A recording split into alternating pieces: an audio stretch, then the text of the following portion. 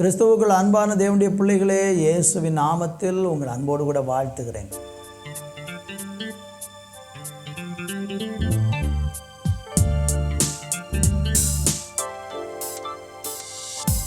அவர் இல்லாமல் நான் என்றும் இல்லை, அவர் கிருபை இல்லாமல் நான் வாழ்வதில்லை.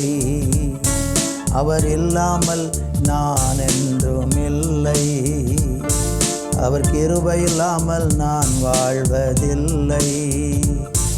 என் எண்ணங்கள் பலிப்பதில்லை, என் திட்டங்கள் ஜெயிப்பதில்லை. என் எண்ணங்கள் பலிப்பதில்லை, என் திட்டங்கள் ஜெயிப்பதில்லை. என் இயேசுவில்லாமல் நான் வாழ்வதில்லை.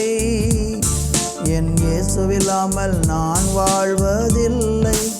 இல்லை, அவர் இல்லாமல் நான் வாழ்வதில்லை. அவர் கிருபை இல்லாமல் நான் வாழ்வதில்லை. காலை விடிவதில்லை, பொழுது போகவில்லை. காலை விடிவதில்லை, பொழுது போவதில்லை. மாலை வருவதில்லை, என் தாகம் தீர்வதில்லை. மாலை வருவதில்லை, என் தாகம் தீர்வதில்லை. அவர் இல்லாமல் நான் என்றும் இல்லை, கிருபை இல்லாமல் நான் வாழ்வதில்லை.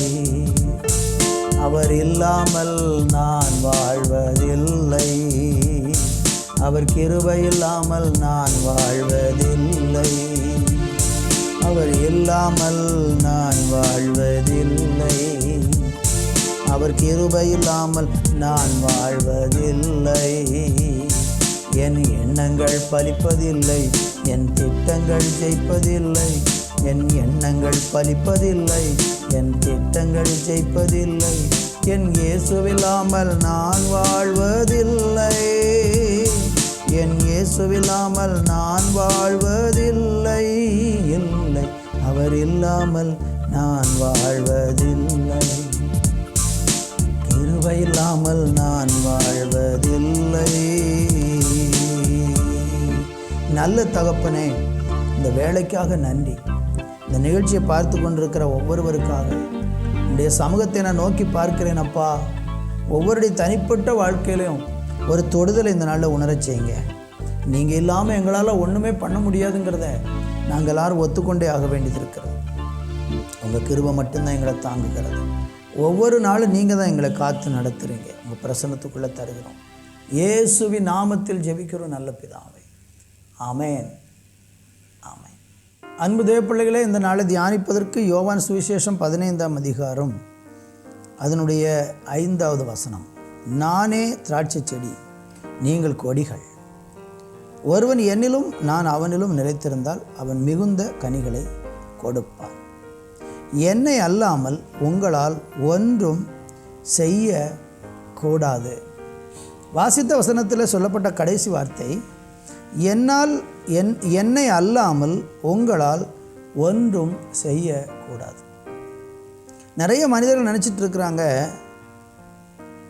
என்னால் எல்லாமே சாதிச்சிட முடியும்.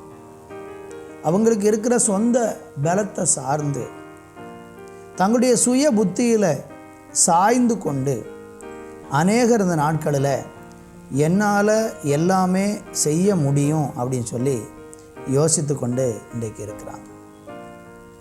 தன்னுடைய சொந்த பலத்தை நான் என்னால் எல்லாம் செய்ய முடியும் அப்படின்னு தன்னுடைய பலத்தை நம்பிக்கிட்டு இருக்கிறான். வீரன் தன்னுடைய பலத்தில் அவன் பெருமை பாராட்டாமல் இருப்பானாகன்னு சொல்கிறார். குதிரை நமக்கு கண்டிப்பாக ஜெயத்தை தராது. ஆனால் பைபிள் சொல்லுகிறது, ஆண்டு சொல்கிறார், என்னால் அன்றி உங்களால் ஒன்றுமே செய்ய முடியாது. நீதிமொழிகளின் புஸ்தகத்தில் 3:5 இப்படி சொல்லுகிறது, உன் சுய புத்தியின் மேல் சாயாமல் உன் முழு இருதயத்தோடும் கர்த்தரில் நம்பிக்கையாய் இரு அப்படிங்கிறார்.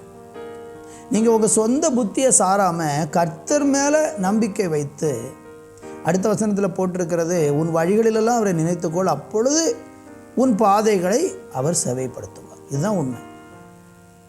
நிறைய மனுஷன் சொந்த பலத்தை நம்பி ஓடிக்கிட்டே இருக்கீங்கன்னா கண்டிப்பாக சொல்கிறேன், நீங்கள் ஒரு நாள் விழுந்துருவீங்க, அப்புறம் உங்களால் எழும்பவே முடியாது.